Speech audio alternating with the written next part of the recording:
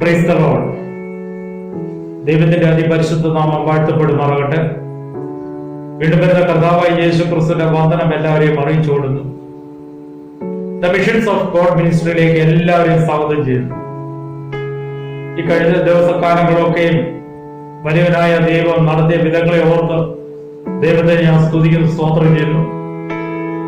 നമ്മൾ ഇടറി പോകാതെ, ക്ഷീണിച്ചു പോകാതെ, തളർന്നു പോകാതെ അവന്റെ ബലമുള്ള ഭുജത്തിന് കീഴിൽ നമ്മളെ നടത്തിയ വിധങ്ങളെ ഓർത്ത് ദൈവത്തെ ഞാൻ സ്തുതിക്കും, സ്തോത്രം ചെയ്യുന്നു. അനേക രോഗിയായി ആശുപത്രിയിലും അനേക രോഗിയായി ഭവനങ്ങളിലും ആയിരിക്കുമ്പോൾ സ്തോത്രം, അവൻ നടത്തിയ വിധങ്ങളെ ഓർക്കുന്നു, സ്തോത്രം. ദൈവം എല്ലാവരെയും ധാരാളമായിട്ട് അനുഗ്രഹിക്കുമാറാകട്ടെ, സ്തോത്രം. ഇന്നത്തെ പകൽ ചിന്തയ്ക്കായിട്ട് ഒരു വാക്യം വായിക്കുന്നു. മത്തായി സുവിശേഷം 24-ാം അധ്യായം അതിന്റെ 37, 38, 39 വാക്യങ്ങൾ. നോഹയുടെ കാലം പോലെ തന്നെ മനുഷ്യപുത്രന്റെ വരവും ആകും. ജലപ്രളയത്തിന് മുമ്പുള്ള കാലത്ത് നോഹ പെട്ടകത്തിൽ കയറിയ നാൾ വരെ അവർ തിന്നും കുടിച്ചും വിവാഹം കഴിച്ചും വിവാഹത്തിന് കൊടുത്തും പോന്നു. ജലപ്രളയം വന്ന് എല്ലാവരെയും നീക്കി കളയുവോളോ അവർ അറിഞ്ഞതുമില്ല. മനുഷ്യപുത്രന്റെ വരവും അങ്ങനെ തന്നെ ആകും. Praise the Lord. കർത്താവായ യേശു ക്രിസ്തു വെളിപ്പാട് പുസ്തകത്തിൽ 7 തവണ പറഞ്ഞിട്ടുണ്ട്, ഇതാ ഞാൻ വേഗം വരും. സ്തോത്രം. ശിഷ്യന്മാരുടെ ഒലിവുമലയിൽ വെച്ച് കർത്താവ് പ്രഭാഷണം ചെയ്തുകൊണ്ടിരിക്കുമ്പോൾ ശിഷ്യന്മാരോട് പറഞ്ഞ കാര്യമാണത്. നോഹയുടെയും ലോത്തിന്റെയും കാലം പോലെ മനുഷ്യപുത്രന്റെയും വരവും അങ്ങനെ തന്നെയായിരിക്കും. Praise the Lord. എന്താ നോഹയുടെ കാലഘട്ടത്തിൽ സംഭവിച്ചത്? ജനം അകൃത്യം കൊണ്ട് പെരുകി. സ്തോത്രം. പെരുകിയത് കൊണ്ട് ദൈവം പറയുന്നു, സ്തോത്രമില്ല, അവരെ അതിന്റെ 9 ദിവസം 6-ാം അധ്യായം അതിന്റെ 4-5 വാക്യങ്ങൾ വായിക്കും. ഭൂമിയിൽ മനുഷ്യന്റെ ദുഷ്ടത വലിയതെന്നും ഭൂമിയിൽ മനുഷ്യനെ ഉണ്ടാക്കിയത് കൊണ്ട് യഹോവ അനുഗമിക്കുന്നു. സ്തോത്രം. അപ്പൊ ജനത്തിന്റെ അകൃത്യ നിമിത്തമാണ് ഭൂമിയെ ദണ്ഡിപ്പിക്കാൻ, സ്തോത്രം, മനുഷ്യനെ നശിപ്പിക്കുവാനായിട്ട് ദൈവം ഒരുങ്ങിയത്. സ്തോത്രം. പാപം പെരുകി, 100% പാപം പെരുകിയപ്പോൾ ദൈവം ഭൂമിയിൽ മഴ പെയ്ച്ച് ഉറവുകളെ തുറന്നു വെള്ളത്താൽ മനുഷ്യനെ, ഇഴജാതികളെ, മൃഗങ്ങളെ, പക്ഷികളെ എല്ലാം കൊന്നുകളഞ്ഞു. സ്തോത്രം. മനുഷ്യന്റെ അകൃത്യ നിമിത്തം നോഹ പ്രവാചകൻ 120 വർഷക്കാലം പ്രസംഗിച്ചു. ദൈവം ഭൂമിയിൽ മഴ പെയ്യിപ്പിക്കാൻ പോന്നു, ഭൂമിയെ നശിപ്പിക്കാൻ പോന്നു, അതുകൊണ്ട് നിങ്ങൾ മാനസാന്തരപ്പെടുവി എന്ന് നോഹ പ്രവാചകൻ 120 വർഷക്കാലം പ്രസംഗിച്ചിട്ട് പോലും ആരും മാനസാന്തരപ്പെട്ടിട്ടില്ല. എന്ന് പറഞ്ഞാൽ കർത്താവായ യേശു ക്രിസ്തു ശിഷ്യന്മാരോട് പറയാ, നോഹയുടെയും ലോത്തിന്റെയും കാലഘട്ടം പോലെ മനുഷ്യപുത്രന്റെ വരവും അങ്ങനെ തന്നെ. അപ്പോൾ ഈ കാലഘട്ടത്തില് അകൃത്യം പെരുകിക്കൊണ്ടിരിക്കുന്നു, ദൈവത്തെ മറന്നു ജീവിക്കുന്നു. സ്തോത്രം. തന്നെ വിളിച്ച ദൈവത്തെ മറന്ന് അവന്റെ പ്രമാണങ്ങളും കൽപ്പനകളും ലംഘിച്ച് ജീവിക്കുന്നു. ലവോദിക്ക സഭക്കാർ പറയുന്നു, സ്തോത്രം, ലിലിയ, ഞാൻ നന്മാൻ എനിക്കൊരു മുട്ടുമില്ല. അപ്പൊ ആഡംബരമായ ജീവിതം, ആഡംബരമായ ഭവനം, ആഡംബരമായ കാറ്, ആഡംബരമായ ജീവിത ശൈലി, സ്തോത്രമില്ല. ഇതുകൊണ്ട് അവർക്കൊരു മുട്ടുമില്ല. ദൈവത്തെ മറന്നുള്ള ജീവിതം. സ്തോത്രം. നമ്മൾ കണക്ക് കൊടുക്കേണ്ട ഒരു സമയമുണ്ട്. റോമാലേഖനം 4-ാം അധ്യായം അതിന്റെ 12-ാമത്തെ വാക്യത്തിൽ പറയുന്നു, സ്തോത്രമില്ല, നമ്മൾ കണക്ക് കൊടുക്കേണ്ട സമയം അടുത്തിരിക്കുന്നു. 2 കൊരിന്ത്യർ 5:10 പറയുന്നു, അവനവൻ ശരീരത്തിരിക്കുമ്പോൾ നല്ലതായാലും തീയതായാലും തക്കോണം പ്രാപിക്കാൻ ക്രിസ്തുവിന്റെ ന്യായാസനത്തിൽ വെളിപ്പെടണം.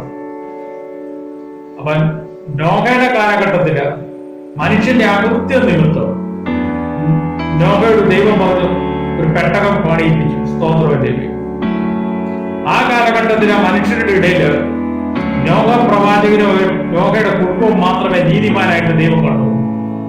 കർത്താവിന്റെ വരവെങ്കിൽ അങ്ങനെയായിരിക്കും.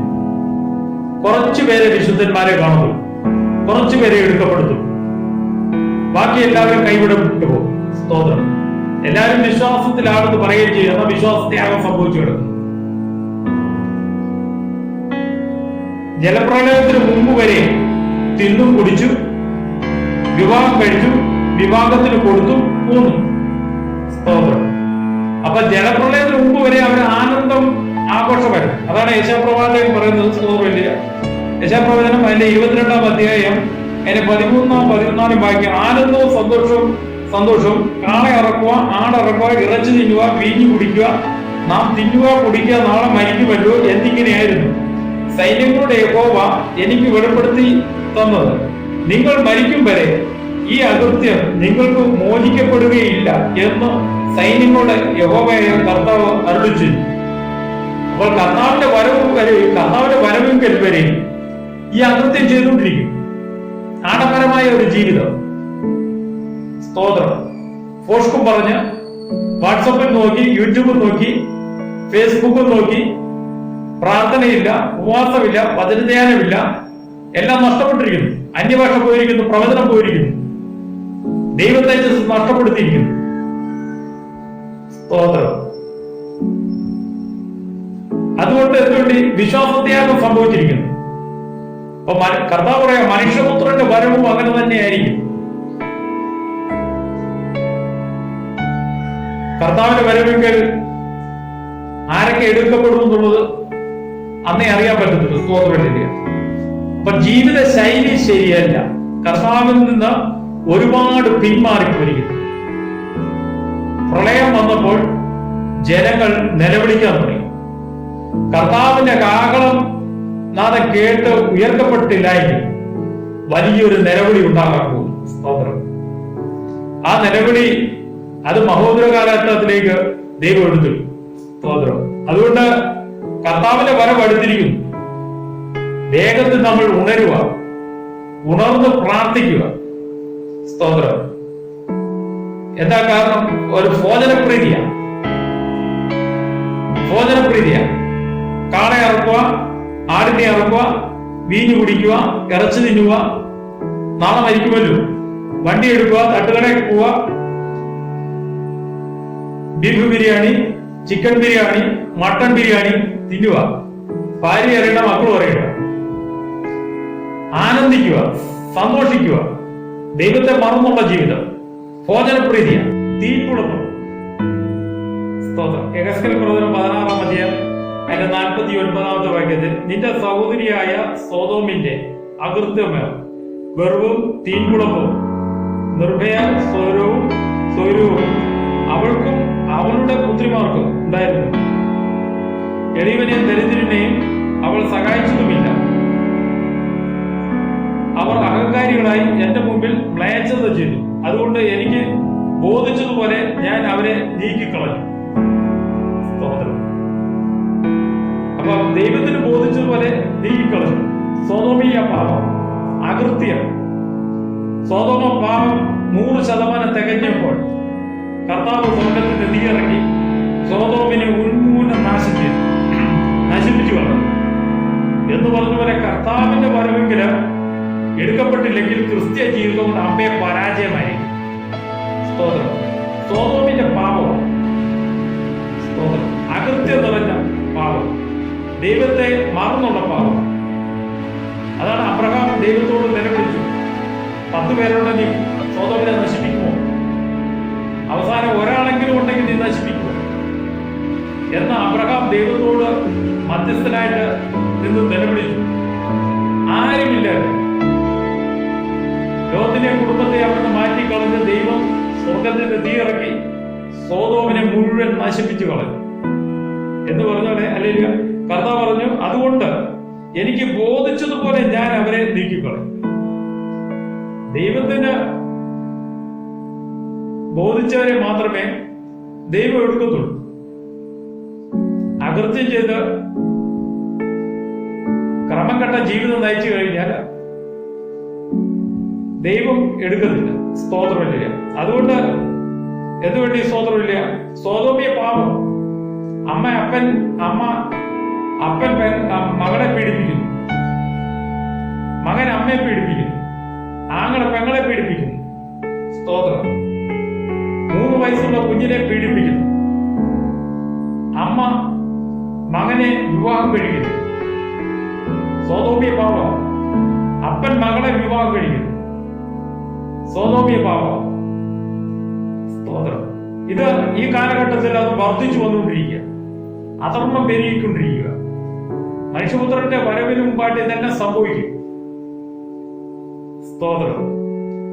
അപ്പോൾ സ്തോത്രം, അപ്പൻ മകളെ വിവാഹം കഴിക്കുന്നു, മകൻ അമ്മയെ പീഡിപ്പിക്കുന്നു, ആങ്ങളെ പെങ്ങളെ പീഡിപ്പിക്കുന്നു, അമ്മ മകനെ വിവാഹം കഴിക്കുന്നു, അപ്പൻ മകളെ വിവാഹം കഴിക്കുന്നു, പുരുഷൻ പുരുഷനെ വിവാഹം കഴിക്കുന്നു, സ്ത്രീ സ്ത്രീയെ വിവാഹം കഴിക്കുന്നു. സ്തോത്രം. സോതോമിയ പാപം. അതുകൊണ്ടാണ് ദൈവം സോതോമിനോട് പറഞ്ഞത്, അതുകൊണ്ട് എനിക്ക് ബോധിച്ചതുപോലെ ഞാൻ അവരെ നീക്കിക്കൊള്ളാം. സ്തോത്രം. Praise the Lord. ലോത്തിന്റെ കാലഘട്ടം. ലോത്തിന്റെ കാലഘട്ടം എന്താ? പുരുഷൻ പുരുഷനെ വിവാഹം കഴിക്കുന്നു, സ്ത്രീ സ്ത്രീയെ വിവാഹം കഴിക്കുന്നു. സ്തോത്രം. ദുർനടപ്പ് പെരുകി. സ്തോത്രം. കുഞ്ഞിനെ പീഡിപ്പിക്കുന്നു. അതാണ് വെളിപ്പാട് പുസ്തകം 9-ാം അധ്യായം അതിന്റെ 21-ാമത്തെ വാക്യത്തിൽ പറയുന്നത്. സ്തോത്രമില്ല, മാനസാന്തരമില്ല, ദുർനടപ്പ് പെരുകി. സ്തോത്രം. ക്ഷുദ്രം ഇതൊക്കെ പെരുകി. ബോധിച്ച രീതിയിൽ ഉള്ള ജീവിതം, അതാണ് സോതോമിയ പാപം. ആണിനെ വിവാഹം കഴിക്കുന്നു. അതാണ് ഉൽപ്പത്തി പുസ്തകം അതിന്റെ 9-ാം അധ്യായം അതിന്റെ 21-ാമത്തെ വാക്യത്തില് 19-ാം അധ്യായം ഉൽപ്പത്തി പുസ്തകം 19-ാം അധ്യായത്തില് അതിന്റെ 5-ാമത്തെ വാക്യത്തിൽ 5, 6, 7 വാക്യത്തില് അവർ ലോത്തിനെ വിളിച്ചു, ഈ രാത്രി നിന്റെ അടുക്കൽ വന്ന പുരുഷന്മാർ എവിടെ? ഞങ്ങൾ അവരെ മോഹിക്കേണ്ടതിന് ഞങ്ങളുടെ അടുക്കൽ പുറത്തു കൊണ്ടുവരുക എന്ന് അവനോട് പറഞ്ഞു. ലോത്ത് വാതിക്കൽ അവരുടെ അടുക്കൽ പുറത്തു ചെന്ന് കതക് അടച്ചു വെച്ചു. സഹോദരന്മാരെ, ഇങ്ങനെ ദോഷം ചെയ്യരുത്. പുരുഷൻ തൊടാത്ത 2 പുത്രിമാർ എനിക്കുണ്ട്. അവരെ ഞാൻ നിങ്ങളുടെ അടുക്കൽ പുറത്തു കൊണ്ടുവരാം. നിങ്ങൾക്ക് ബോധിച്ചതുപോലെ അവരോട് ചെയ്തുകൊള്ളുകയും ഈ പുരുഷന്മാരോട് മാത്രം ഒന്നും ചെയ്യരുത്. അപ്പൊ പുരുഷകാമികളാണ് സോതോമിലെ പുരുഷകാമികളാണ്. എന്തു ചെയ്യുന്നവരായി? അകൃത്യം ചെയ്ത് പെരുകുന്നവരായി. അവിടെ ലോകത്തിന്റെ വീട്ടിൽ 2 ദൂതന്മാർ വന്നു. സ്തോത്രമില്ല. ദൂതന്മാർ വന്നപ്പോ ആ പുരുഷന്മാർ 2 സൗന്ദര്യമുള്ളവരായി അവിടുത്തെ ജനങ്ങൾ കണ്ടു, പുരുഷന്മാർ കണ്ടു. അങ്ങനെ ലോകത്തിന്റെ ഭവനത്തിന് ചുറ്റും ജനം വന്നു. അവിടെ വന്നിട്ട് അവർ ലോകത്തിനെ വിളിച്ചു, ഈ രാത്രി നിന്റെ അടുക്കൽ വന്ന പുരുഷന്മാർ എവിടെ? ഞങ്ങൾ അവരെ പോയിക്കേണ്ടതിന് ഞങ്ങളുടെ അടുക്കൽ പുറത്തു കൊണ്ടുവരും. അപ്പൊ പുരുഷനെ എന്ത് ചെയ്യുക? വിവാഹം കഴിക്കുക, അവരുമായിട്ട് ഇണചേരുക, സ്ത്രീയോട് ഇണചേരുക. ഇതാണ് സോതോമിയ പാപം. Praise the Lord. ആ പാപനിമിത്തം കർത്താവ് പറയുക, എനിക്ക് ബോധിച്ച രീതിയിൽ, അതുകൊണ്ട് എനിക്ക് ബോധിച്ചതുപോലെ ഞാൻ അവരെ നീക്കിക്കളയും. അവർക്ക് ബോധിച്ച രീതിയിൽ ജീവിച്ചു, ബോധിച്ച രീതിയിൽ കർത്താവ് അവരെ നീക്കിക്കളയുകയും ചെയ്തു. ദൈവത്തെ മറന്നുള്ള ജീവിതം. Praise the Lord. ദൈവത്തെ മറന്ന് അവർ ജീവിക്കുവാൻ ഇടയായിട്ടുള്ളൂ. ഹൃദയകാഠിന്യമുള്ള തലമുറ. അപ്പൊ വിശുദ്ധിയും വേർപാടും പോയി. ഹൃദയം കഠിനപ്പെട്ടുകൊണ്ടിരിക്കുക. ദൈവദേശം നഷ്ടപ്പെട്ടു. പ്രവചനം പോയി, അന്യഭാഷ പോയി. സ്തോത്രം. അപ്പൊ വിശുദ്ധിയും വേർപാടും നഷ്ടപ്പെട്ടു. ഇണയിലപ്പണ കൂടുക,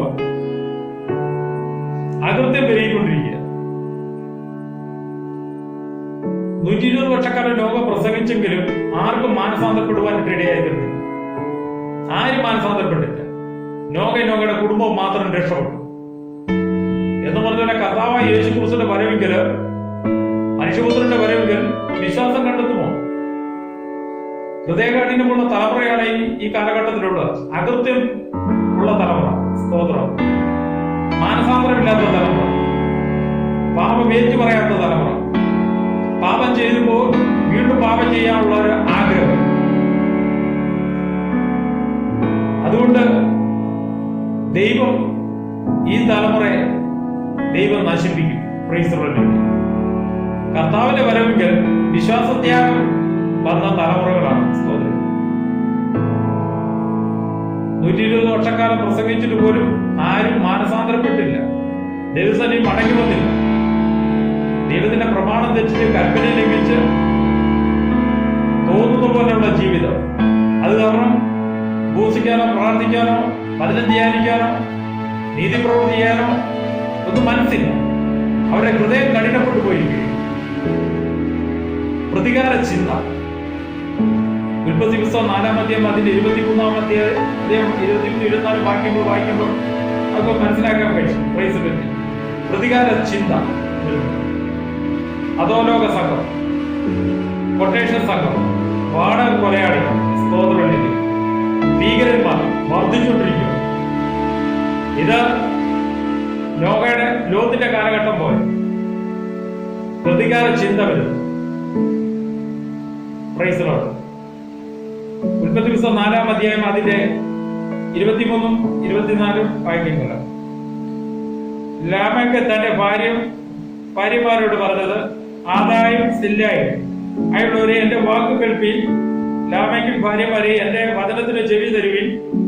എന്റെ മുറിവിന് പകരം ഞാൻ ഒരു പുരുഷനെയും എന്റെ പരിക്കിന് പകരം ഞാൻ ഒരു യുവാവിനെയും കൊല്ലും. കായലിനു വേണ്ടി 7 ഇരട്ടി പകരം ചെയ്തെങ്കിൽ ലാമെക്കിന് വേണ്ടി 70 ഇരട്ടി പകരം ചെയ്യും. Praise Lord.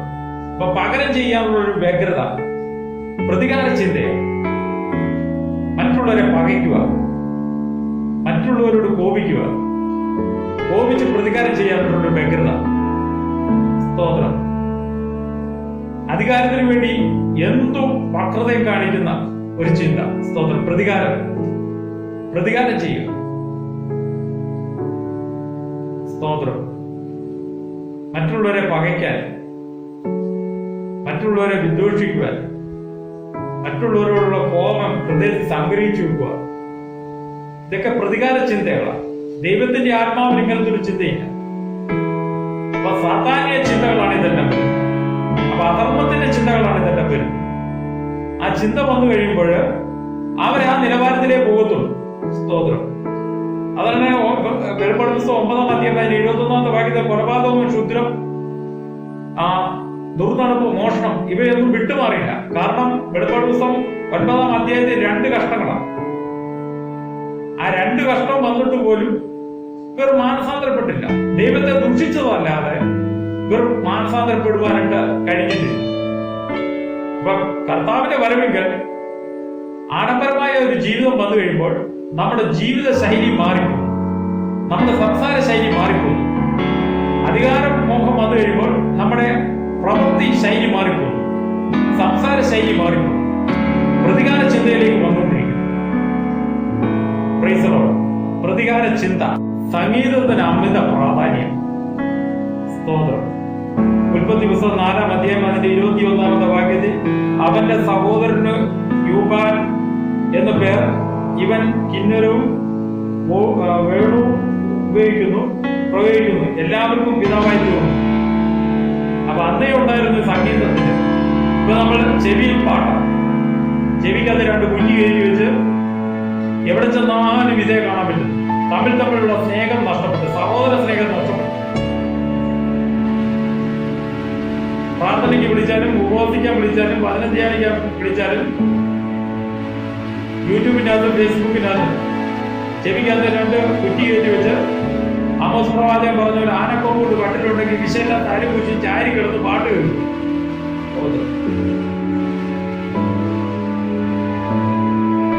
അപ്പൊ പാട്ടിന് അമിത പ്രാധാന്യം കൊടുക്കുക. പാട്ട് കേൾക്കാൻ വേണ്ടി അമിത പ്രാധാന്യം. സംഗീതത്തിന് അമിത പ്രാധാന്യം. എവിടെ ചെന്നാലും ഇത് കാണും. ട്രെയിനിൽ പോയാലും, ബസ്സിൽ യാത്ര ചെയ്താലും, പ്ലെയിനിൽ പോയാലും, പാർക്കിൽ ചെന്നാലും, സ്തോത്രം, എവിടെ ചെന്നാലും ഇത് തന്നെയുള്ളൂ. ചെവിക്കകത്ത് 2 കുറ്റി കയറ്റി വെച്ച് സ്തോത്രം എഴുതുകയാണ്. ഇത് പാട്ട് കേട്ടുകൊണ്ടിരിക്കുന്നു. സഹോദര സ്നേഹമില്ല. അപ്പനോടുള്ള ബന്ധമാകുന്നു, അമ്മയോടുള്ള ബന്ധമാകുന്നു, സഹോദരന്മാരോടുള്ള ബന്ധമാകുന്നു. സ്തോത്രം. അപ്പൊ സംഗീതത്തിന് അമിത പ്രാധാന്യം കൊടുത്തിട്ടിരിക്കും. മൊബൈൽ പാട്ട് കേട്ടുകൊണ്ടിരിക്കും. സ്തോത്രം. ആയുധ നിർമ്മാണം. ലോകയുടെ കാലഘട്ടം പോലെ ആയുധ നിർമ്മാണം, സ്വന്തമായി ആയുധം നിർമ്മിക്കുക, ആയുധം നിർമ്മിച്ച് കൊല നടത്തുക. സ്തോത്രം. അത് ആദ്യമേയുള്ള ഉൽപ്പത്തി 4-ാം അധ്യായം 22-ാമത്തെ ഭാഗ്യത്തിൽ സില്ല തുബൽ കൈനെ പ്രസവിച്ചു. അവന് ചെമ്പ് കൊണ്ടും ഇരുമ്പ് കൊണ്ടുള്ള ആയുധങ്ങളെ തീർക്കുന്നവനായി തീർന്നു. അപ്പൊ ചെമ്പ് കൊണ്ടും ഇരുമ്പ് കൊണ്ടും ആയുധം ഉണ്ടാക്കുന്ന അന്നേ ആൾക്കാരുണ്ടായിരുന്നു. സ്വന്തമായ ആയുധം ഉണ്ടാക്കുക, കൊല നടത്തുക. സ്തോത്രം. ആയുധ നിർമ്മാണം ചെയ്യുക. സ്തോത്രം. അത് ആ കാലഘട്ടത്തിലും ഉണ്ടായിരുന്നു. സ്വന്തം പേര് നിലനിർത്താനുള്ള വ്യഗ്രത. സ്തോത്രം. സ്വന്തം പേര്. ഉൽപ്പത്തി 4-ാം അധ്യായം 17-ാമത്തെ വാക്യത്തിൽ കായീൻ തന്റെ ഭാര്യയെ പരിഗ്രഹിച്ചു. അവൾ ഗർഭം ധരിച്ച് ഹാനോക്കിനെ പ്രസവിച്ചു. അവൻ ഒരു പട്ടണം പണിതു. ആ പട്ടണത്തിന്റെ അധിപതി ഹാനോക്ക്. സ്തോത്രമില്ല. അപ്പൊ പേര് നിലനിർത്താൻ വേണ്ടി എന്തു ചെയ്യും? എന്ത് അകൃത്യം ചെയ്യും? പേര് നിലനിർത്താൻ വേണ്ടി ട്രസ്റ്റ്, സ്മാരകം, ചാരിറ്റബിൾ, സ്വന്തമായുള്ള മിനിസ്ട്രി, നേതാവാകും, ലീഡറാകും. സ്വന്തം പേര് നിലനിർത്താൻ വേണ്ടി അതിനെന്ത് വേണം ചെയ്യും. കാശ് കൊടുക്കേണ്ടടുത്ത് കാശ് കൊടുക്കും, കാല് പിടിക്കേണ്ടടുത്ത് കാല് പിടിക്കും.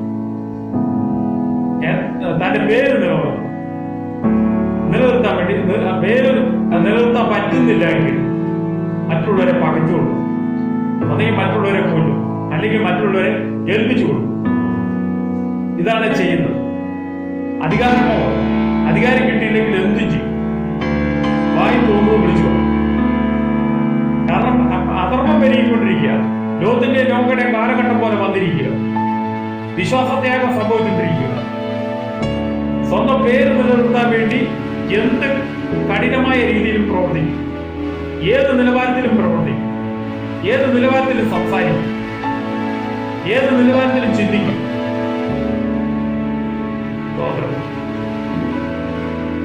അതാണ് പൊരുത്തലേഖനത്തിൽ പൗലോസ് പറഞ്ഞത്, നിങ്ങളുടെ ശരീരമാകുന്ന മന്ദിരം നിങ്ങളുടെ ശരീരം ദൈവത്തിന്റെ മന്ദിരമെന്നും അതിൽ ദൈവത്തിന്റെ ആത്മാവ് വസിക്കുന്നുവെന്ന് നിങ്ങൾ അറിയുന്നില്ലേ?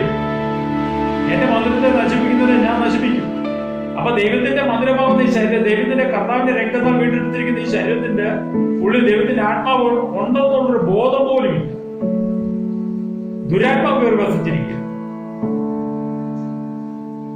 അങ്ങനെ വരുമ്പോൾ അധികാരം ലഭിച്ചില്ലെങ്കിൽ എന്ത് ഹീനപ്രവൃത്തി ചെയ്യും, എന്ത് ഹീനമായ രീതിയിൽ സംസാരിക്കും. സ്വന്തം പേര് നിലനിർത്തണം, ലീഡറാകണം, നേതാവാകണം. സ്തോത്രം. അല്ലെങ്കിൽ സ്വന്തമായിട്ടൊരു മിനിസ്ട്രി തുടങ്ങി പേര് നിലനിർത്തണം, ചാരിറ്റബിൾ ട്രസ്റ്റ് തുടങ്ങണം. പേര് നിലനിർത്താൻ വേണ്ടി എന്ത് കഠിന പ്രയത്നവും ചെയ്യും, എന്ത് വേല കൊണ്ടും ചെയ്യും. സ്തോത്രം. വഷളായ തലമുറ, പരസ്യമായ ചുംബനം, പരസ്യമായ പരസംഗം, നെറ്റ്, കേബിള്, മൊബൈല്. സ്തോത്രം. ഞാൻ മുമ്പ് പറഞ്ഞതുപോലെ, ആമോസ് പ്രവാചകൻ 6-ാം അധ്യായത്തിൽ പറഞ്ഞതുപോലെ, അനക്കൊമ്പൂട് കട്ടിലുണ്ടെങ്കിൽ വിശേഷം തൈലം പൂശി ചാരി കിടക്കും. ചാരി കിടന്ന മൊബൈൽ നോട്ടം, മൊബൈൽ നെഞ്ചത്ത് വെക്കും, TV ഓൺ ആക്കി വെക്കും. അമ്മ സീരിയലിന്റെ അതും, അപ്പൻ മൊബൈലിലും, മക്കളെല്ലാം മൊബൈലിലും. സ്തോത്രം. വാട്സാപ്പ്, യൂട്യൂബ്, ഫേസ്ബുക്കിലല്ല, നെറ്റിലാണ്. സ്തോത്രം. പ്രാർത്ഥനാ ജീവിതമില്ല. ഉപവസിക്കണ്ട, പ്രാർത്ഥിക്കണ്ട, വചനം ധ്യാനിക്കണ്ട. സ്തോത്രം. സന്ധ്യയായ കുടുംബ പ്രാർത്ഥനയില്ല. അതെല്ലാം നഷ്ടപ്പെട്ടു. ഒറ്റപ്പെട്ട ജീവിതം, തോന്നുന്നത് പോലെയുള്ള ജീവിതം, ബോധിച്ച പോലുള്ള ജീവിതം, ബോധിച്ച പോലുള്ള സംസാരം. അപ്പനെയും അമ്മയും ബഹുമാനിക്കുന്നില്ല. സ്തോത്രം. അപ്പനെയും അമ്മയും ബഹുമാനിക്കാതെ തോന്നുന്ന പോലുള്ള ജീവിതം നയിക്കുക ഇപ്പോഴത്തെ തലമുറ. അതാണ് തിമോഥെയോസിന്റെ ലേഖനത്തിൽ പറയുന്നത്. 2 തിമോഥെയോസ് അതിന്റെ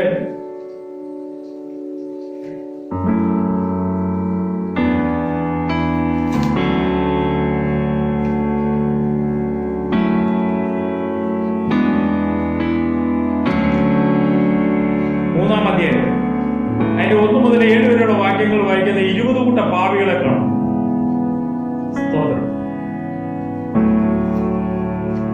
ഇരുകൂട്ടം പാപികളെ അവിടെ കാണുന്നു. വഷളായ തലമുറയാണ് അവിടെ കാണുന്നത്. വഷളത്വം നിറഞ്ഞ തലമുറയാണ് അവിടെ. അമ്മയപ്പന്മാരെ ബഹുമാനിക്കാത്തവര്, ധാർഷ്ട്യം സംസാരിക്കുന്നവര്, സ്തോത്രമില്ലേ, ദ്രവ്യാഗ്രഹികള്, പമ്പ് പറയുന്നവര്, അഹങ്കാരികള്, ദൂഷകന്മാര്, അമ്മയപ്പന്മാരെ അനുസരിക്കാത്തവരും, നന്ദി കെട്ടവരും, അശുദ്ധന്മാരും, വാത്സല്യമില്ലാത്തവരും, ഇണങ്ങാത്തവരും, ഏഷണിക്കാരും, അജേന്ദ്രന്മാരും, ഉഗ്രന്മാരും, സൽഗുണ ദോഷികളും, ദ്രോഹികളും, നാട്യക്കാരും, നിഗളികളുമായി ദൈവപ്രീതി ഇല്ലാതെ ഭോഗപ്രിയരായി ഭക്തിയുടെ വേഷം ധരിച്ച് അതിന്റെ ശക്തി ത്യജിക്കുന്നവരായിരിക്കും. അങ്ങനെയുള്ളവരെ വിട്ടൊഴിയുക, വീടുകളിൽ നുണ നടക്കുകയും ചെയ്യും. അതിന് യഥാർത്ഥ അവസാനം പറയുന്നു, പരിജ്ഞാനം പ്രാപിക്കാൻ കഴിയാത്ത പെണ്ണുങ്ങളെ സ്വാധീനിക്കുകയും ചെയ്യുന്ന ഈ കൂട്ടത്തിലുള്ളവരാണ്. അപ്പൊ 20 കൂട്ടം പാപികളെയാണ് ഇവിടെ കാണുന്നത്. തിമോഥെയോസിന് വേണ്ടി പൗലോസ് എഴുതി കൊടുത്ത, പൗലോസ് ആത്മാവിൽ കണ്ടിട്ടാണ് എഴുതി കൊടുത്തത് 20 കൂട്ടം പാപികൾ. ഇതൊക്കെ സഭയ്ക്കകത്തുള്ള, അതുകൊണ്ടാണ് സഭ അടച്ചു കളഞ്ഞത്. നിന്റെ ആരാധന വേണ്ടാന്ന്, നിന്റെ യാഗങ്ങളൊന്നും ദൈവത്തിന് വേണ്ടാന്ന്, നിന്റെ അന്യപാട്ട ദൈവത്തിന് വേണ്ടാന്ന്, നിന്റെ പ്രവചനം ഒന്നും ദൈവത്തിന് വേണ്ടാന്ന് സഭ അടച്ചു. സ്തോത്രം. ഇപ്പൊ എല്ലാം സൂമിലാണ്. കിടന്നുകൊണ്ട് കാണാം, ഇരുന്നുകൊണ്ട് കാണാം, തിന്നുകൊണ്ട് കാണാം. സ്തോത്രം. സഭയ്ക്കകത്ത് മാനസാന്തരം ഇല്ലാതെ, സൂമില്ലാതെ എങ്ങനെ മാനസാന്തരം? മനുഷ്യപുത്രൻ വരാറായി. സ്തോത്രം. മനുഷ്യപുത്രൻ വരുമ്പോ വിശ്വാസം കണ്ടെത്തും. അപ്പൊ കർത്താവിന്റെ വരവെങ്കില് ആർഭാടമായ ജീവിതം വെച്ച്, ആർഭാടമായ ഭോജനപ്രീതി ചെയ്ത്, തോന്നുന്ന പോലുള്ള ജീവിതം, തോന്നുന്ന പോലുള്ള പ്രവൃത്തി ചെയ്തു കഴിഞ്ഞാൽ കർത്താവിന്റെ കാഹളനാദം കേൾക്കത്തില്ല, എടുക്കപ്പെടത്തില്ല. നിന്റെ ക്രിസ്ത്യ ജീവിതം കൊണ്ട് അമ്മയെ പരാജയപ്പെട്ടു പോകാനിടയായി. അതുകൊണ്ട് ദൈവസന്നിധിയിൽ നേരോട് നിന്ന് വിശ്വസ്തയോടുകൂടി തന്റെ കുറവുകളേറ്റു പറഞ്ഞു, പാപങ്ങളേറ്റു പറഞ്ഞു, ദൈവത്തോട് നിരപ്പ് പ്രാപിച്ച്, ദൈവകൃപ പ്രാപിച്ച് നിൽക്കുന്ന ഒരു ദൈവവേദന മാത്രമേ കാഹളനാദം കേൾക്കാനായിട്ട് പറ്റത്തുള്ളൂ. അവർക്ക് വാസം ചെയ്യാനുള്ള സ്ഥലമാണ് കർത്താവ് ഒരുക്കിയിരിക്കുന്നത്. അവരാണ് മണവാട്ടി സഭയിലെ മെമ്പർ. അവർക്കാണ് പ്രതിഫലം കൊടുക്കുന്നത്. അവരാണ് വിശുദ്ധന്മാർ. അവരുടെ പേരാണ് വെള്ളക്കല്ലിൽ എഴുതി കൊടുക്കുന്നത്. അവർക്ക് പുതിയ നാമവും പുതിയ പേരും ദൈവം കൊടുക്കും. വിശുദ്ധന്മാരുടെ കാര്യം പറയാം. സ്തോത്രം. ഭാവിഷ്ണക്കാരുടെ കാര്യമോ, അകൃത്യം ചെയ്യുന്നവരുടെ കാര്യമോ, അമ്മയപ്പന്മാരെ ബഹുമാനിക്കാത്തവരുടെ കാര്യമോ, കൊലപാതകളുടെ കാര്യമോ, ദ്രവ്യാഗ്രഹിയുടെ കാര്യമോ അല്ല. സ്തോത്രം. ദ്രവ്യം കയറി മൂടിയിരിക്കുക. സക്കായിയുടെ ഭവനത്തിൽ കർത്താവ് വന്നപ്പോൾ സക്കായി കർത്താവിനോട് പറഞ്ഞു, ഞാൻ ഇവരിൽ നിന്ന് അധികമായി എന്തെങ്കിലും വാങ്ങിച്ചിട്ടുണ്ടെങ്കിൽ ഞാൻ എന്റെ ഇരട്ടിയായിട്ട് തിരിച്ചു പോകും. എന്തെങ്കിലും അകൃത്യമായിട്ട് എന്തെങ്കിലും വാങ്ങിച്ചിട്ടുണ്ടെങ്കിൽ നിശ്ചയമായും അതിന്റെ ഇരട്ടിയായിട്ട് തിരിച്ചു കൊടുത്തോളാം. ഇല്ല എങ്കിൽ തീപ്പൊയ്യ ആയിരിക്കും അവസാനം. രണ്ടാം മരണത്തിന് യോഗ്യമായി തീരരുത്. കർത്താവിന്റെ വരവ് അടുത്തു, മനുഷ്യപുത്രന്റെ വരവ് അടുത്തിരിക്കുന്നു. അകൃത്യമായിട്ട് എന്തെങ്കിലും വാങ്ങിച്ചിട്ടുണ്ടെങ്കിൽ, അധികമായി എന്തെങ്കിലും വാങ്ങിച്ചിട്ടുണ്ടെങ്കിൽ നിശ്ചയമായി കണക്ക് ബോധിപ്പിക്കുന്ന സമയം അടുത്തിരിക്കും. അത് വാസസ്ഥലത്തല്ലായിരിക്കും, ഉത്തരേശ്വരയിലല്ലായിരിക്കും, വെള്ളസിംഹാസനത്തിന് മുമ്പാകെ കണക്ക് ബോധിപ്പിക്കണം. വിശ്വാസിയാണെങ്കിലും അവിശ്വാസിയാണെങ്കിലും നേരോട് നടന്നെങ്കിലേ ദൈവശബ്ദം കേൾക്കാൻ പറ്റും. ഈ കാലഘട്ടത്തില് കർത്താവിന്റെ വരവ് ഏറ്റവും അടുത്തിരിക്കുന്ന ഈ കാലഘട്ടത്തില് നമ്മൾ വിശുദ്ധരും വേർപെട്ടവരും പ്രാർത്ഥനാ ജീവിതമുള്ളവരായി തീരുമാനം. ഉയരത്തിൽ അത്യന്ത ശക്തി പ്രാപിച്ച് കർത്താവിന്റെ തേജസ്സിന്റെ വേല ചെയ്ത് പൂർത്തീകരിക്കുവാൻ ദൈവം നിങ്ങളെ ധാരാളമായിട്ട് അനുഗ്രഹിക്കുമാറാണ്.